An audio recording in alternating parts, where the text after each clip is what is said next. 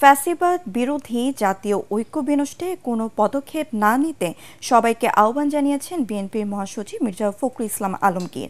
BNP চেয়ারপারসনের গুলশান কার্যালয়ে সংবাদ সম্মেলনে তিনি বলেন, অন্তর্বর্তী সরকারকে নিরপেক্ষ থাকতে হবে। কোনো উপদেষ্টা রাজনৈতিক দল গঠনের প্রত্যক্ষ ও পরোক্ষভাবে জড়িত থাকায় এই নিয়ে জনমনে সংশয় তৈরি হয়েছে। রাজনৈতিক দল গঠনে রাষ্ট্রযন্ত্রকে ব্যবহার করা হচ্ছে বলেও অভিযোগ করেন মির্জা ফখরুল। তিনি জানান, সংস্কার ইস্যুতে আগামীকাল ঐকমত্য কমিশনের মতামত জমা দেবে বিএনপি। দেখা হলো,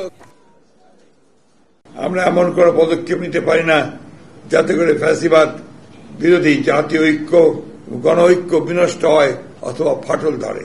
সুতরাং অন্তর্বর্তী সরকারকে সর্বোচ্চ নিরপেক্ষতার অবস্থান বজায় রাখতে হবে। কোন মহলকে রাজনৈতিক ফায়দা হাসিলের এজেন্ডা যেন সরকারের কর্মপরিকল্পনার অংশ না হয় সেদিকে সজাগ দৃষ্টি রাখতে হবে। সংস্কার আগে নির্বাচন পরে কিংবা নির্বাচন আগে সংস্কার পরে এই ধরনের অনাবশ্যক বিতর্কের কোন অবকাশ নেই। যেহেতু সংস্কার কি চলমান প্রক্রিয়া, সংস্কার ও নির্বাচন প্রক্রিয়া দুটোই একসাথে চলতে পারে। ওয়ালটন আবারও মিলিয়নিয়ার অফারে ওয়ালটন ফ্রিজ কিনে আপনিও হয়ে যেতে পারেন মিলিয়নিয়ার। সকল রাজনৈতিক দলের সাথে আলাপ আলোচনার মাধ্যমে স্বল্প সময়ের মধ্যে জাতীয় ঐকমত্য তৈরি করা সম্ভব হবে বলে মনে করেন জাতীয় ঐকমত্য কমিশনের সহসভাপতি অধ্যাপক আলী রিয়াজ। জাতীয় সংসদে এলডি হলে জাতীয় ঐকমত্য কমিশনের সাথে খেলাফত মজলিসের বৈঠকের সূচনা বক্তব্যে এই কথা বলেন তিনি। এ সময় খেলাফত মজলিসের মহাসচিব আহমদ আব্দুল কাদের বলেন, দেশে সুশাসন প্রতিষ্ঠায় সংস্কারের বিকল্প নেই। রাজনৈতিক দলগুলোর কাছে পাঠানো 166 প্রশ্নমালার স্প্রেডশিটের ভিত্তিতে ধারাবাহিক সংলাপ শুরু করেছে রাষ্ট্র সংস্কারে গঠিত জাতীয় ঐকমত্য কমিশন। প্রথম দিন গত বৃহস্পতিবার জাতীয় সংসদ ভবনের এলডি হলে লিবারেল ডেমোক্রেটিক পার্টি এলডিপির সঙ্গে সংলাপ করে কমিশন। আগামী রোববার মতামত দেবে বিএনপি ও এনসিপি।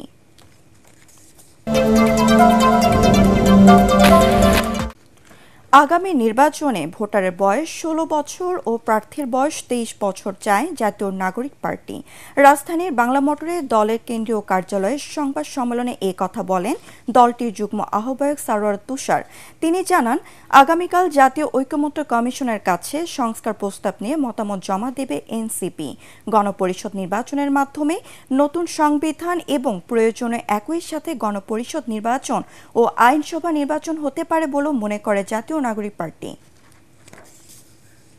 আমরা যেহেতু ফ্যাসিবাদী ব্যবস্থা বিলোপের কথা বলেছি, সুতরাং এটা আমাদের প্রথম প্রায়োরিটির মধ্যে ছিল।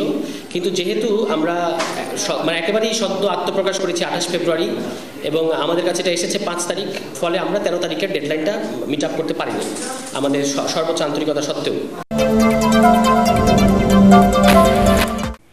গণহত্যার দায়ে আওয়ামী লীগের বিচার নিবন্ধন বাতিল, রাজনৈতিক ও সাংগঠনিক কার্যক্রম নিষিদ্ধের দাবিতে আজ বিক্ষোভ মিছিল করবে জাতীয় নাগরিক পার্টি এনসিপি। গতকাল রাতে গণমাধ্যমে পাঠানো এক প্রেস রিলিজে এ তথ্য জানানো হয়। বিকাল 3:30টায় শাহবাগ মোড়ে এ বিক্ষোভ মিছিল অনুষ্ঠিত হবে। এনসিপির সব নেতাকর্মীদের উপস্থিত থাকার আহ্বান জানানো হয়েছে।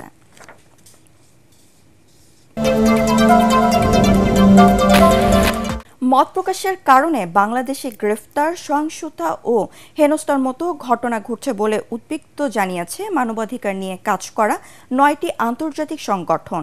স্থানীয় সময় শুক্রবার লন্ডন ভিত্তিক মানবাধিকার সংস্থা অ্যামনেস্টি ইন্টারন্যাশনালের ওয়েবসাইটে প্রকাশিত এক যৌথ বিবৃতিতে সংগঠনগুলো এ আহ্বান জানায়। মত প্রকাশের স্বাধীনতা রক্ষায় বাংলাদেশের অন্তর্বর্তী সরকারের প্রতি আহ্বানও জানানো হয়েছে সংগঠনগুলো। বিবৃতিতে সাম্প্রতিক সময়ে সাংবাদিক ও মানবাধিকার কর্মী সহ সাধারণ নাগরিকদের উপর হামলার বেশ কিছু ঘটনা তুলে ধরা হয়েছে।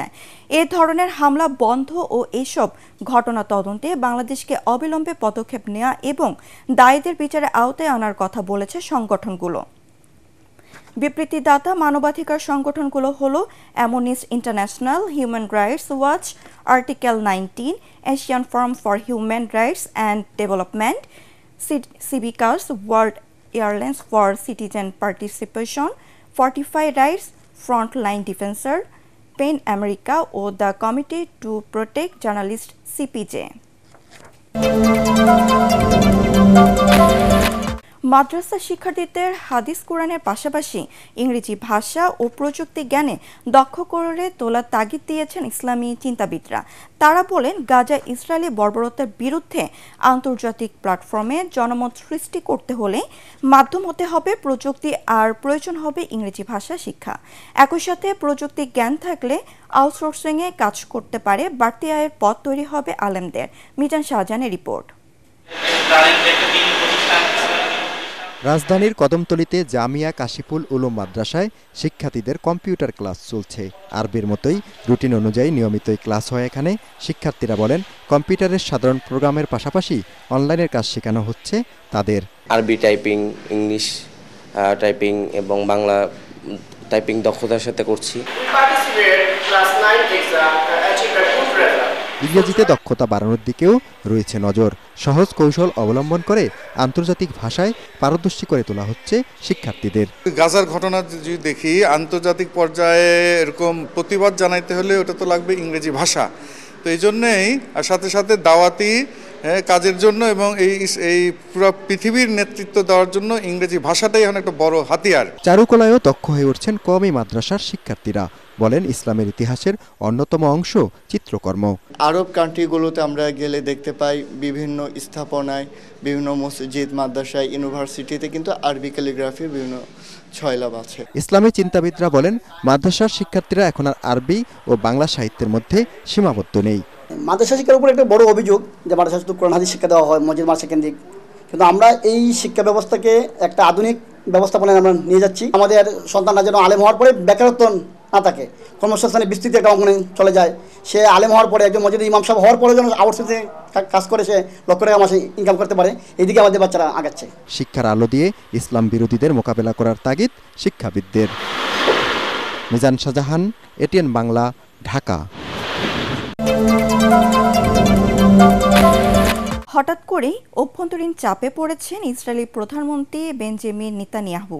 অভ্যন্তরীণ গোয়েন্দা সংস্থা সিনবেতের প্রধান রোনেন বার্গকে বহিষ্কার করা নিয়ে দেশটির প্রশাসনের মধ্যে অন্তর্দ্বন্দ্ব দেখা দিয়েছে। যুদ্ধাপরাধের অভিযোগে অভিযুক্ত সিনবেতের প্রধানকে বহিষ্কার করে নেতানিয়াহু। তবে ইসরায়েলের হাইকোর্ট 8 এপ্রিল পর্যন্ত এই বহিষ্কারদেশ স্থগিত করেছে। এরপরও নিজের সিদ্ধান্তকে জোরপূর্বক বাস্তবায়নের চেষ্টা চালাচ্ছেন তিনি। নেতানিয়াহুর সরকার আদালতের আদেশ অমান্য করলে দেশ জুড়ে ধর্মঘট ডাকার ইঙ্গিত দিয়েছেন ইসরায়েলের শ্রমিক ইউনিয়ন হিস্ট্রোদাদের প্রধান আরমন বার ডেভিড। সিনবেতের প্রধানকে বহিষ্কার করায় সাধারণ ইসরায়েলরা ব্যাপক বিক্ষোভ করেছে।